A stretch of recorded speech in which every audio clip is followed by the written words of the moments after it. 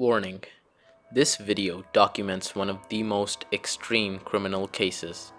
The following content may be disturbing for some individuals. Viewer discretion is advised. It was a seemingly ordinary day in Albuquerque, New Mexico, when 22-year-old Cynthia Vigil found herself thrust into a nightmare. Abducted from a parking lot by the notorious David Parker Ray and his girlfriend Cindy Hendy, she was taken to Ray's infamous toy box, a trailer fitted for unimaginable torture. For 3 days, Cynthia endured unspeakable horrors, confined and tortured by Ray. The toy box was a chamber of nightmares designed to break the spirit and the body of anyone trapped inside. But Cynthia Vigil was determined to survive. On the morning of March 22, 1999, Ray left for work, leaving Hendy to guard their captive. This was Cynthia's chance. She noticed Hendy had carelessly left the keys to her chains on a nearby table. Summoning every ounce of courage, Cynthia waited for the opportune moment. With trembling hands, she managed to unlock her chains. Her heart pounded, but Hendy had already noticed her escape attempt. A violent struggle erupted, with Hendy smashing a lamp over Cynthia's head. Despite the pain and blood streaming down her face, Cynthia fought back. In a desperate move, she grabbed an ice pick and stabbed Hendy in the neck, incapacitating her. Chains still clinging to her body, Cynthia ran from the trailer, completely nude. Barefoot and bleeding, she sprinted down the desolate road, each step a testament to her unyielding will to live. As she ran, fear and adrenaline coursed through her veins. Finally, she reached a nearby house. The homeowner, startled by the sight of this battered young woman, took her in, offering comfort and safety. With trembling hands, they called the police, setting in motion the downfall of one of America's most sadistic killers. David Parker Ray, also known as the Toy Box Killer, was an American kidnapper, torturer, and serial killer. Ray kidnapped, essayed, and tortured an unknown amount of women over many decades at his home in Elephant Butte, New Mexico. Ray was suspected by authorities and accused by accomplices of murdering up to 60 of his victims. So, how did he do it? Ray used soundproofing methods on a semi-trailer, which he called his toy box, and equipped it with items used for sexual torture.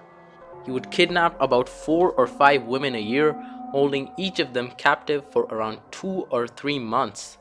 During this period, he would essay his victims and often torture them with surgical instruments, sometimes involving his friends, partners, or even his dog.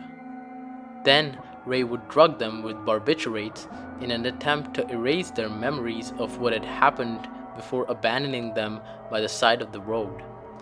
The toy box was fitted with sex toys, torture implements, syringes, and detailed diagrams showing ways of inflicting pain.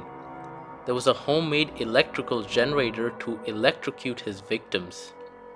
In total, Ray is believed to have spent $100,000 on the trailer, fitting it with sex toys and torture devices.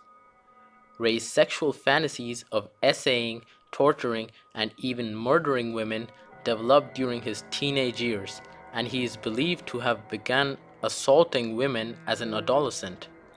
He even alleged to his first wife that he had committed his first homicide sometime in 1957 when he kidnapped a woman, tied her to a tree, and tortured and murdered her. However, authorities were unable to verify his account. Ray met Cindy Hendy, who worked at a state park. They became romantically involved and bonded over their shared violent sexual fantasies. In a recorded message, Ray told his captives that they would be forced to sexually service Hendy as well. Another accomplice of his was his daughter, Glenda.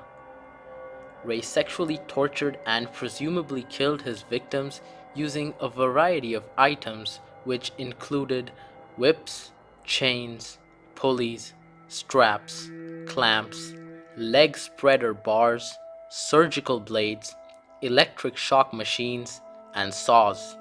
It is thought that he terrorized many women with these tools for many years with the help of accomplices, some of whom were the women he was dating. Reportedly, Ray constructed elaborate contraptions to confine his victims. There were also elaborate locks and pulleys to prevent his captives from escaping. A mirror was mounted in the ceiling above the obstetric table to which he strapped his victims, so that they would be able to see themselves being SA'd and tortured. He had been said to have wanted his victims to see everything he was doing to them. Ray also put his victims in wooden contraptions that bent them over and immobilized them, while he had his dogs and sometimes other friends SA them. Ray often had an audio tape recording of his voice playing for his victims whenever they regained consciousness. He used to subject his victims to extreme humiliation. He forced them to call him master at all times. He made them use the bathroom in front of him, along with a lot of other physical abuse. Ray's fatal victims were dismembered and dumped in the Elephant Butte Lake or in nearby ravines. After his arrest, Ray agreed to show authorities where he had buried the victims, but he died before he could do so. Now, let's talk about a few of his victims. Billy Bowers. On a warm September day in 1988, Billy Bowers, a 53-year-old co-owner of Canal Motors, vanished without a trace. Bowers was last seen locking up his car dealership. His sudden disappearance baffled everyone who knew him. Fast forward 1 year later in 1989, a fisherman at the McCrea Cove, Elephant Butte Lake, made a grim discovery.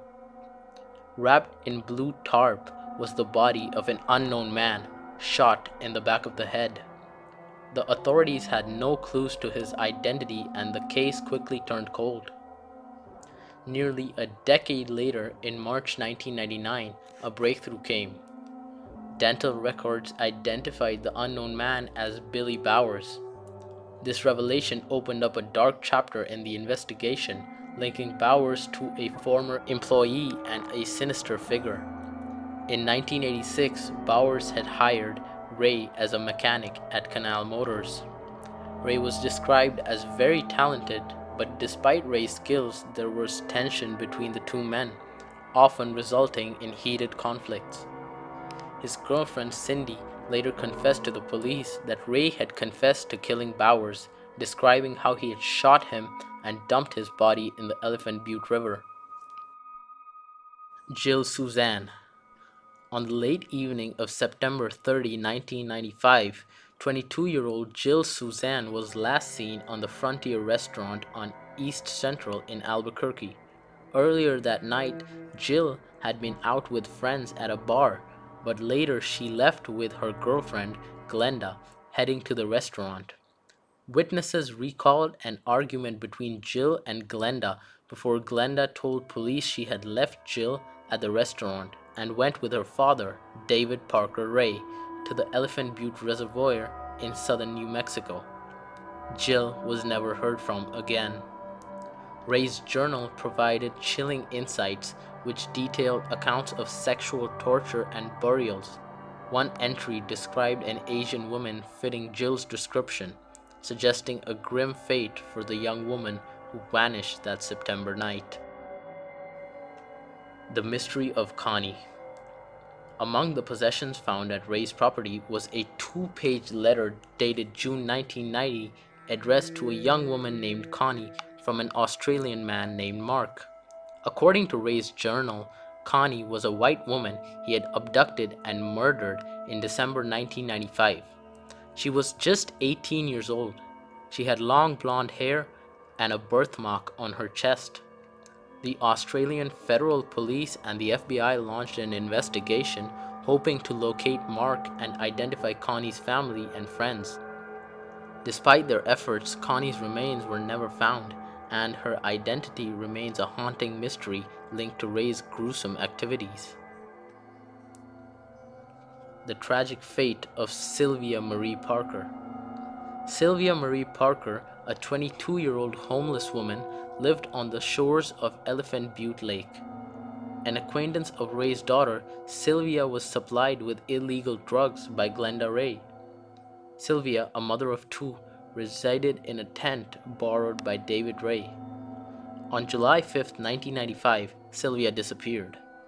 Later, it was revealed that she had been abducted, tortured for several days, and ultimately strangled to death by Dennis Yancey, one of Ray's playmates. Under Ray's orders, Yancey led police to the disposal site, but the body had been moved.